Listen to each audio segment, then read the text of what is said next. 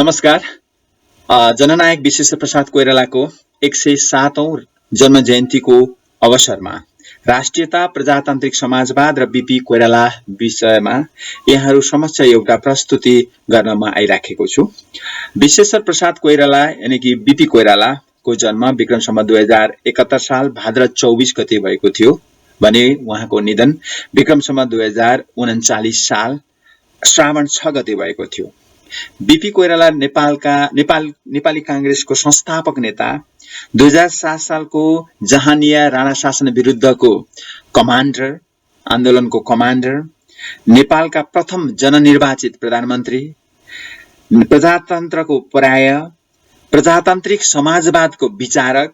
उहाँको प्रजातान्त्रिक समाजवाद नेपालभित्र मात्र नभएर अन्तर्राष्ट्रिय स्तरमा पनि एउटा प्रशंसाको विषयवस्तु बनेको छ।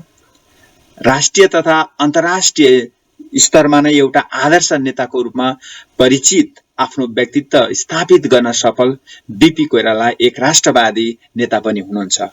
यिनै बीपी कोइरालाको सम्झनामा उहाँको जन्म जयन्तीको अवसरमा यहाँहरू समक्ष यो प्रस्तुति लिएर म आएको छु।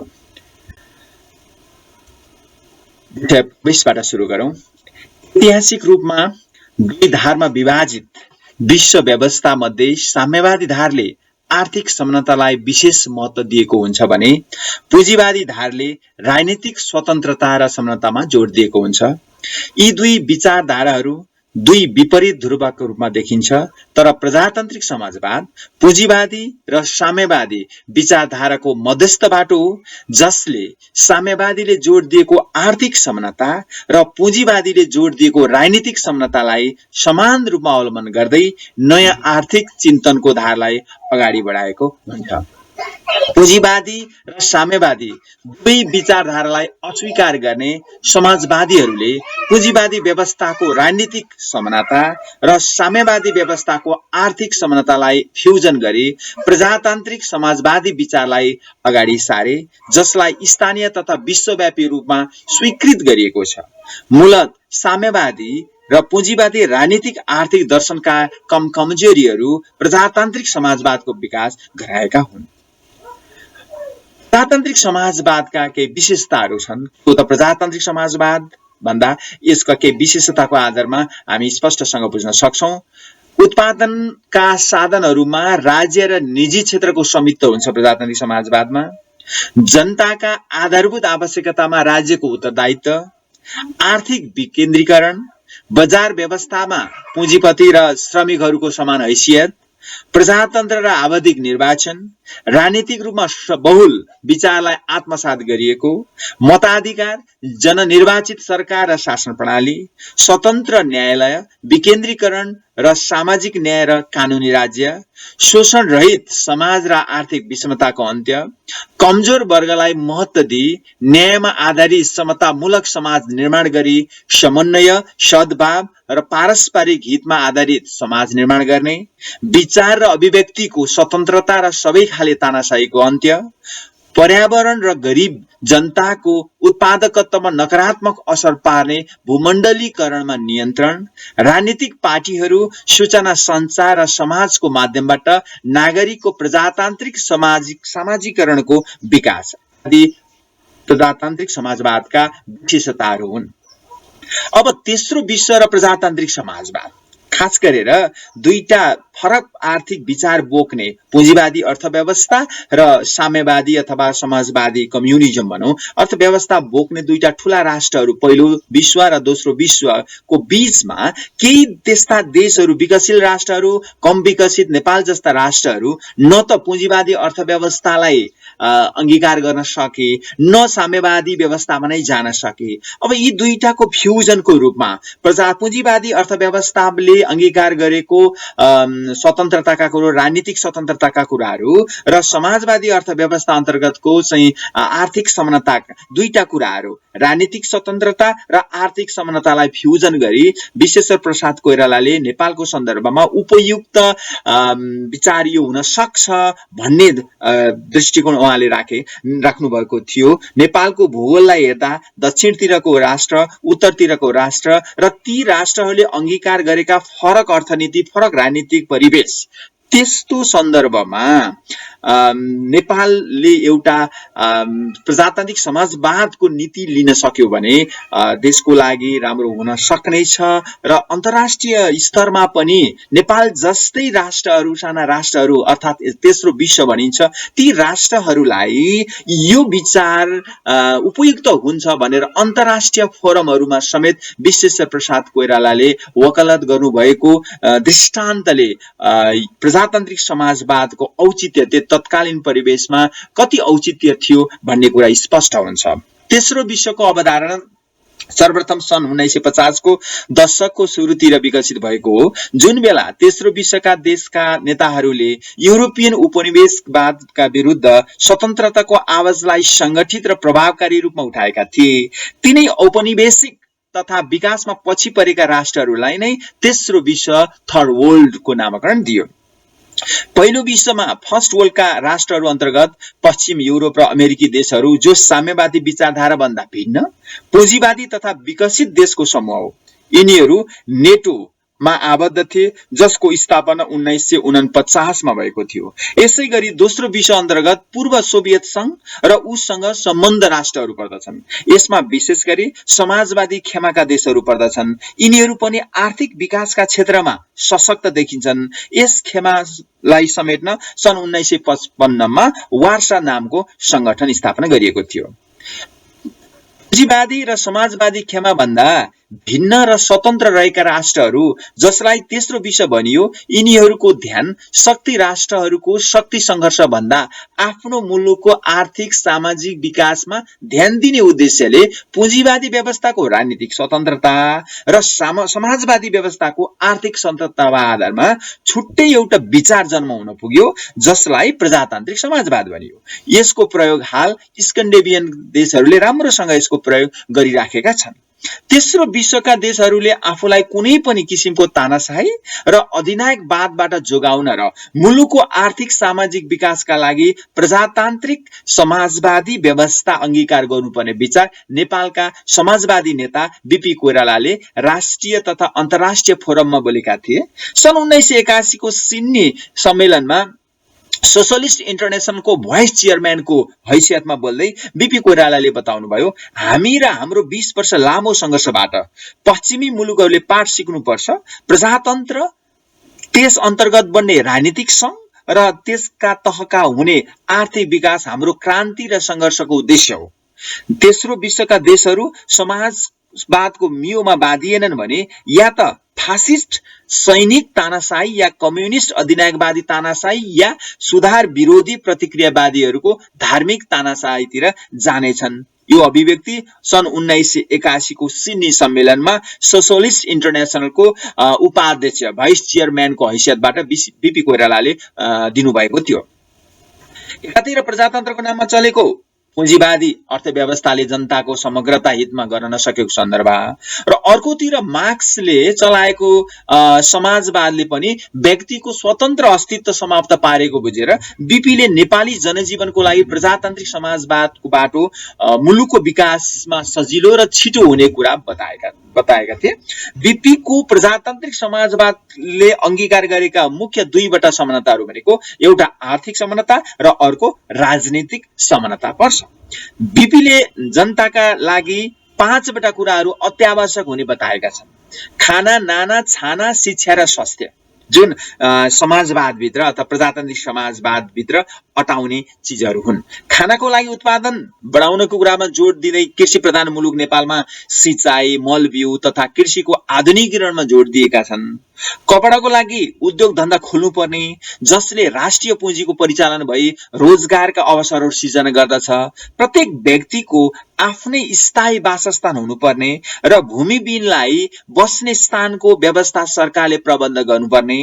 घाँस, बाँस र कपास पछि व्यक्तिको लागि शिक्षा र स्वास्थ्य आवश्यक रहेकोले गाउँ गाउँमा विद्यालय तथा स्वास्थ्य चौकीको प्रबन्ध मिलाउनु पर्ने कुरा बीपीको समाजवादका न्यूनतम आवश्यक चिजहरू हुन्। विश्वेश्वर प्रसाद कोइरालाको प्रजातान्त्रिक समाजवादको एउटा उहाँ कति क्लियर हुनुहुन्थ्यो, विचारमा कति स्पष्ट हुनुहुन्थ्यो भन्ने कुरा उहाँको यो भनाइबाट पनि हुन्छ। हामी सबै नेपालीको एउटा सानो घर होस्, गरी खान पुग्ने खेतबारी होस्, एउटा दुहुनो गाई होस्, छोराछोरी स्कुल पढ्न पाउन्, स्वास्थ्य उपचार गर्न पाउन्, यही हो नेपालको सन्दर्भमा समाजवाद। बीपी कोइरालाले भन्नुभएको समाजवादको एउटा चित्र। प्रजातान्त्रिक समाजवादको व्याख्या र व्यवहारबारे बीपीको भनाइ थियो। 20 जनाको एउटा परिवारमा एक माना दुध छ र एक जना नाइकेले मात्र खान्छ भने त्यो सामन्ती पुँजीवादी प्रवृत्ति हो। अमानवीय र अव्यावहारिक पनि छ यो। एक माना दुध 20 जनामा बाँडिन्छ समानताको नारामा साम्यवादी सर्वहाराको धारणा राखेर भने त्यो पनि अव्यावहारिक हुन जान्छ। किनभने प्रत्येक व्यक्तिको भागमा कम्तीमा आधा माना दुध हुनुपर्ने मानवीय न्यायिक पक्षलाई अघि राखेर 20 जनाका लागि कम्तीमा पनि 10 माना दुध उत्पादन गर्नतर्फ केन्द्रित हुनु पर्यो। कामका साथै लगानी गर्नु पर्यो।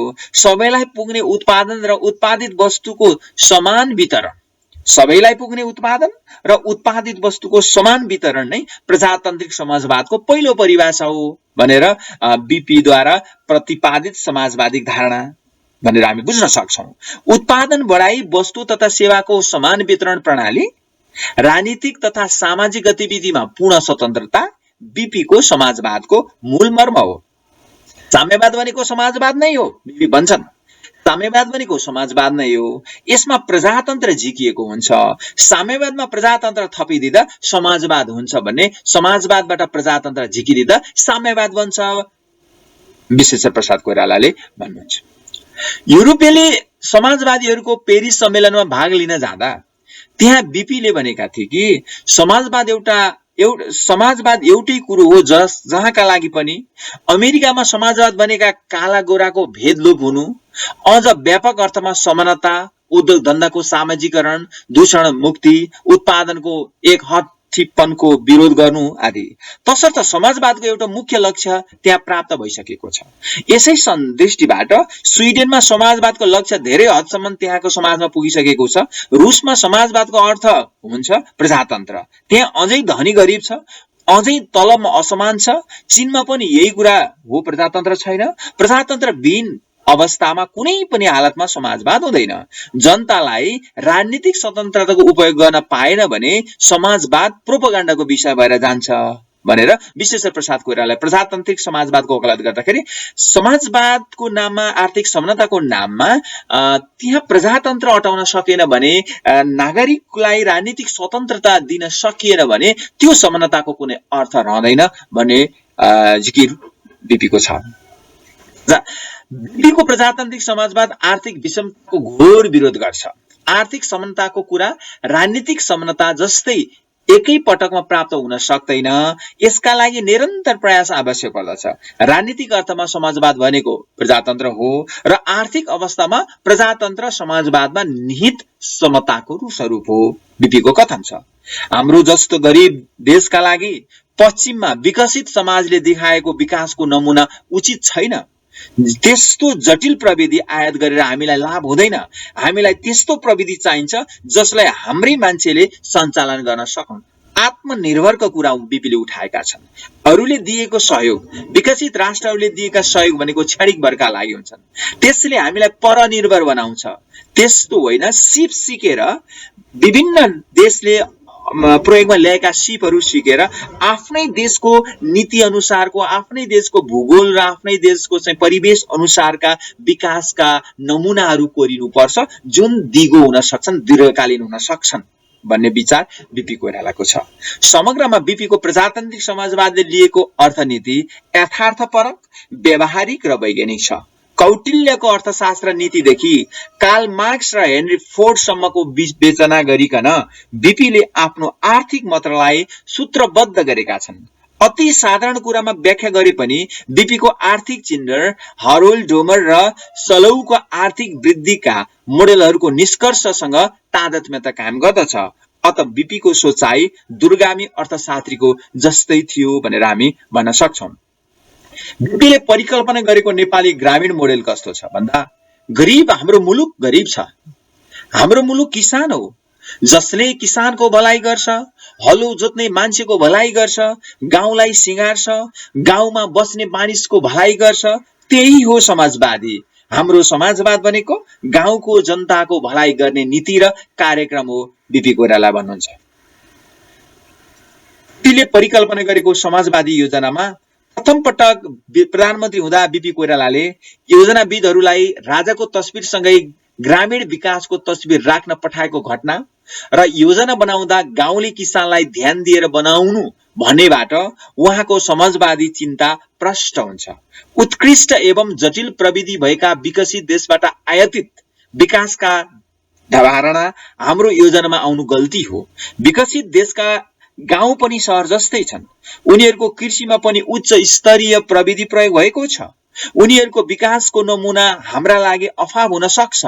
हार्वर्ड र क्याम्ब्रिजका उत्पादकहरूले बनाएको योजनामा पश्चिमी देशको मोडेललाई आयात गर्दा नेपाली ग्रामीण किसानका समस्या ओझेलमा पर्दछन्। अत योजनाविदको बुद्धिमा प्रकाश आउनु जरुरी छ। नेपाली माटो बुझेका अर्थविदहरूले योजना बनाउनु जरुरी छ भनेर बीपीले विचार राख्नु। जब म नेपालको कल्पना गर्छु, ती बेला तिनै गरिब दाजुभाइको तस्बिर मेरो अगाडि आउँछ। मैला लुगा लगाएको, खाना नपाएको, रोगी अनुहारको तस्बिर। अनि मलाई लाग्छ त्यही रोगी खाना नपाएका अनुहारहरूको हो हाम्रो देश। त्यसो हुनाले त्यही खाना नपाएकाको पेटमा अन्न जाओस्, हाँस्न नपाएकाको ओठमा हाँसो आओस्, रोगीले औषधि मूल्य पाओस्, केटाकेटीले पढ्न पाउन् भनेर नै हामी राजनीतिमा लागेका हौं। मन्त्री हौला, ठूला ठूला कुर्सीमा जाउँला भनेर राजनीतिमा लागेका होइनौ। महामना बीपी कोइरालाको भनाइ। आजको सन्दर्भमा पनि यो एकदमै क्लियर छ।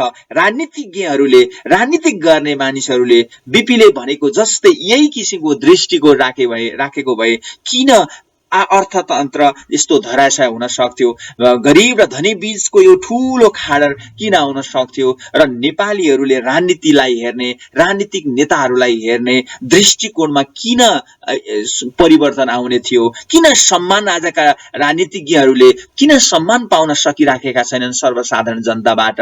यदि बीपी कोइरालाले भनेको जस्तै सबै पार्टीका नेताहरूले यो बाटोलाई अंगीकार गर्न सकेको भए, राष्ट्रियता, प्रजातन्त्र र समाजवाद उनको दृष्टिमा एक अर्काका परिपूरक आचारका स्थिति हुन्। तापनि प्रजातन्त्र पहिलो शर्त हुने गर्थ्यो, किनभने मानिसले पहिलो कोसिस अभिव्यक्तिको लागि हुने गर्छ। राष्ट्रियता प्रजातन्त्रको लागि आधारभूमि हो भने समाजवाद त्यसको शोभा परिवहन र अलङ्करण हो, बीपी को मान्यता थियो। बीपी प्रजातन्त्र प्रति कठोर थिए र त भन्ने गर्थे, म राजतन्त्रको हिमायती छु भने त्यस्तो राजतन्त्रको हिमायती छु जो प्रजातान्त्रिक संस्थाहरू प्रजातान्त्रिक पद्धतिका आधारमा सम्मानपूर्वक पूजनीय भएर रहेको हुन्छ। राजतन्त्र त्यस्तो जसले जुन राजतन्त्रले प्रजातन्त्र मान्छ त्यो राज संस्था प्रति म पनि सकारात्मक छु। विश्वेश्वर प्रसाद कोइरालाको राष्ट्रियता र प्रजातन्त्रलाई जोड्ने बीपी प्रजातन्त्र र राष्ट्रियताका कुरा गर्दा राष्ट्रियता र प्रजातन्त्रलाई जोड्न सक्ने जुन नीति छ राष्ट्रिय एकताको, त्यस नीतिमा तपाईहरू अड्नुभयो भने कसैले हामीलाई फुटाउन सक्दैन। त्यसो हुनाले मलाई यति ठूलो शक्तिको आधार छ। हामीहरूले यस रिजर्भरलाई पानीको जलाशय जस्तो छ राष्ट्रको आधार, मैले त्यसैलाई बुझेको छु बीपीले भन्नुहुन्छ। प्रजातन्त्रको जगमा र न्यायपूर्ण आर्थिक वितरणयुक्त व्यवस्थामा मात्र राष्ट्रियता फस्टाउने कुरा बीपी प्रशस्त रूपमा देख्छन्। त्यसैले राष्ट्रिय अस्तित्वको खतराको तुलनामा व्यक्तिगत सुरक्षाको खतरालाई उनी वास्ता गर्दैनथे। उनी विदेशी र मुकुण्डधारी तत्त्वसँग होशियार हुनुपर्छ भन्दै आन्तरिक मेलमिलापमुखी राष्ट्रवादीतर्फ लागेका थिए। यस आधारमा उनको राष्ट्रवाद राष्ट्रभक्तीय र नागरिक राष्ट्रवाद नै हो भन्न सकिन्छ। सन् 1976 मा बीपी कोइरालाको राष्ट्रियता सम्बन्धी एउटा नयाँ दृष्टिकोण आयो जसलाई राष्ट्रिय मेलमिलापको नीति भनिन्छ। सन् 1971 मा पूर्वी पाकिस्तानको मुक्ति युद्ध र बंगलादेश स्वतन्त्र बंगलादेशलाई भारतले आफ्नो इच्छा अनुसार चलाउन खोजेको स्थिति, युरोप र एसियाको बीचमा रहेको टर्कीले साइप्रसलाई आफ्नो अधीनमा लिएको अवस्था, भारतले अनेक प्रपञ्च गरी सिक्किमलाई भारतमा विलय गरेको, पूर्वी एसियामा इन्डोनेसियाले इस्ट टिमोरमाथि गरेको नियन्त्रण, अमेरिकी सहयोगमा इथियोपियाबाट राजतन्त्र हटाइएको अवस्था, भियतनामको युद्ध, कम्बोडियामा शक्ति राष्ट्रहरूको फोहोरी खेलका कारण सृजित गृहयुद्ध, चीनको असफल सांस्कृतिक क्रान्ति र भारतमा लागू गरिएको संकटकाल। यी 5 वर्षमा घटेका विश्व राजनीतिका घटनाहरूको विश्लेषण र भारतीय तत्कालीन प्रधानमन्त्री इन्दिरा गान्धीको छिमेकी प्रतिको अवसरवादी नीतिका कारण नेपालको राष्ट्रियता खतरामा परेको महसुस गरी राजा र जनताको संयुक्त प्रयासले राष्ट्रिय स्वाधीनता र सार्वभौमिकताको रक्षा गर्न सकिन्छ भनी बीपी नेपालमा आएका थिए। उनको मानवतामुखी व्यक्तित्वले के मूल्याङ्कन गर्यो भने यदि राष्ट्र खतरामा छ भने पहिला राष्ट्रलाई जोगाउनु पर्दछ, प्रजातन्त्रका लागि त पछि लड्न सकिन्छ। बीपीको यही चिन्तनका कारण उनलाई राष्ट्रवादी नेताको रूपमा सबैले सम्मान गर्दै आएका छन्। बीपीको राष्ट्रवादी चिन्तन अन्य विश्वका नेताहरू भन्दा निकै माथि छ। राष्ट्रिय स्वाधीनताको रक्षार्थ विश्वका कुनै शक्ति सामु नझुकी आफ्नो अडान राख्ने निडर नेताको रूपमा अन्तर्राष्ट्रिय क्षेत्रमा उनले ख्याति कमाएका छन्। राष्ट्रियताका सवालमा बीपीले विभिन्न प्रसंगहरूमा राखेको दृष्टिकोणले उनको देश प्रेमको यथार्थ झल्कन्छ। राष्ट्रसंघमा खुशवेबले नेपालको मानचित्रबारे सन्देहको कटाक्ष गर्दा बीपी प्रत्याक्रमक देखिएर भने संसारको सर्वोच्च शिखर सगरमाथालाई हेर्न महामहिमलाई म आग्रह गर्छु। माओ त्से-तुङले सन् 1960 को चीन भ्रमणका दिन बेजिङमा अबेर राति बीपी रहनु भएको होटेलमा गएर सोधेछन् कि सगरमाथा चीनको हो भनेर भनियो भने तपाई के भन्नुहुन्छ? बीपीको उत्तर थियो, एउटा ठूलो शक्तिशाली मित्र तपाईले त्यसो गर्नु हुने छैन र त्यसो गर्नुभयो नै भने पनि सबैले भन्नेछन् सानो मित्रका प्रतिको यो ठूलो अन्याय हो। ठूलो कुरा हक साबित गर्नु होइन, इतिहासको अपवाद ठूलो अनर्थ हुन्छ।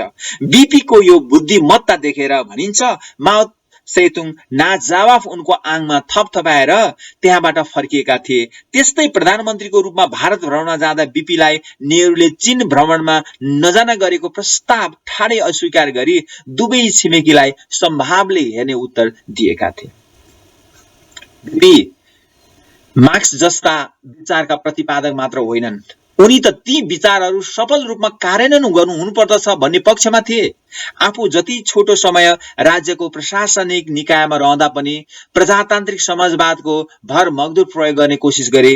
आफू प्रधानमन्त्री हुँदा बीपीले योजना आयोगमा राजाको तस्बिरसँगै हलो जोतिरहेको किसानको पनि तस्बिर राखेर योजना बनाउने निर्देशन दिएर समाजवादको आर्थिक समताको उदाहरण दिएका थिए। कृषिमा आधुनिकीकरण र विभिन्न उद्योग धन्दाको स्थापनाको कार्यान्वयन उनले बनाउन लगाएका थिए। त्यसैगरी शिक्षा क्षेत्रको ठूलो उपलब्धि नेपालको पहिलो विश्वविद्यालय त्रिभुवन विश्वविद्यालयको स्थापना गर्न प्रमुख भूमिका खेली। ग्रामीण तहसम्म विद्यालय तथा महाविद्यालयहरू उनको पालामा खोलेका थिए। ग्रामीण जनताको गाछ बाँच कपास र शिक्षाका अलावा स्वास्थ्यमा ध्यान दिँदै स्वास्थ्य केन्द्रहरू जिल्ला र गाउँसम्म स्थापना गर्न लगाएका थिए। भूमिमा भएको शोषणकारी उत्पादन व्यवस्था, वीरता उन्मूलन, जमिनदारी प्रथाको उन्मूलन, छुवाछुत विरुद्धको लडाईँ, शिक्षा र स्वास्थ्यमा लगानी बढाउने तथा आर्थिक विकासमा आधुनिकीकरण जस्ता सुधारात्मक कार्यहरू बीपीकै नेतृत्वमा सुरु भएका थिए। नेपाली कांग्रेस र प्रजातान्त्रिक समाजवाद। नेपाली कांग्रेसले विक्रमसम्म 2012 को अधिवेशनबाट प्रजातान्त्रिक समाजवादलाई आफ्नो राजनीतिक दर्शनको रूपमा पारित गरेको थियो। आज 65 वर्षपछिसम्म पनि नेपाली कांग्रेसको मुख्य सिद्धान्त, मुख्य आदर्श भनेको नै प्रजातान्त्रिक समाजवाद रहेको छ, जसको विचारक विश्वेश्वर प्रसाद कोइराला हुन्। बीपीले प्रजातान्त्रिक समाजवादलाई नेपालमा मात्र सीमित पार्ने नभई नेपाल जस्ता कयौं कम विकसित र विकसशील राष्ट्रहरू जुन पुँजीवादी अर्थव्यवस्था र साम्यवादी अर्थव्यवस्थालाई अंगीकार गर्न सक्दैनन्, प्रजातान्त्रिक समाजवादको बाटोबाट नै मुलुकको आर्थिक समृद्धि तथा नागरिक स्वतन्त्रता सुनिश्चित हुने विचार अन्तर्राष्ट्रिय मञ्चहरूमा समेत प्रकट गरेका थिए। उनको यो विचारलाई धेरै राष्ट्रहरूले आत्मसात गरे र प्रगतिको पथमा लागि परे। उदाहरणको लागि प्रजातान्त्रिक समाजवादको सफल अभ्यास स्क्यान्डिनेभियन राष्ट्रहरूले गर्दै आएका छन्। नेपालको संविधान 2072 ले पनि प्रजातन्त्रलाई आत्मसात गर्दै समाजवादतर्फ उन्मुख हुनु भन्ने वाक्यांशले बीपीकै प्रजातान्त्रिक समाजवादतर्फ उन्मुख हुन् भन्ने हो। तसर्थ बीपीको विचार नेपालका प्राय सबै राजनीतिक पार्टीहरूले आत्मसात गरेका छन्। यस अर्थमा बीपी नेपाली कांग्रेसको नेता मात्र नभई राष्ट्रिय तथा अन्तर्राष्ट्रिय रूपका आदर्श नेताको रूपमा पनि परिचित छन्।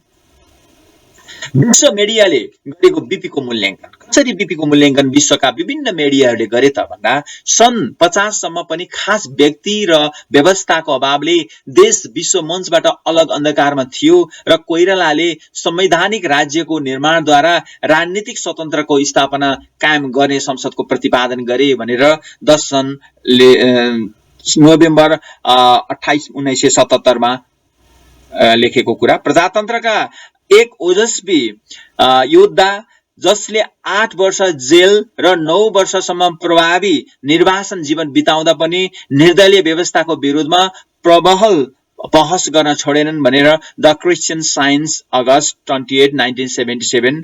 कोइरालाले नेपालमा आफ्नो लगन कहिल्यै छोडेनन्, यिनै कारणले गर्दा राजाले पनि कहिल्यै उपेक्षा गर्न सकेनन्, द वाशिङटन पोस्ट डिसेम्बर 3 1977 मा लेखेको रहेछ। तेस्रो विश्वका समाजवादको प्रतिनिधि गर्नेहरूमध्ये एक विशुद्ध प्रजातान्त्रिक चरित्रका कोइरालाको मौलिक विचारलाई 20औं शताब्दीको परिपक्व मत मान्न सकिन्छ। UNI November 28 1978। कोइराला जसलाई देशमा विलक्षण राजनीतिक मानिन्छ को विचार ग्रामीण विकासका निम्ति गाउँ स्तरबाटै अभियान थालिनु पर्ने र त्यसका लागि संवैधानिक मान्यता हुनुपर्ने रहेको छ भनेर न्यूज वीकले जुन 11 1979 मा। बीपी कोइरालाले नेपाली सामन्ती समाजलाई आधुनिकतामा बदल्नका लागि महत्त्वपूर्ण भूमिका निर्वाह गरेका छन् भनेर लन्डन टाइम्सले अगस्त 2 1982 मा लेखेको।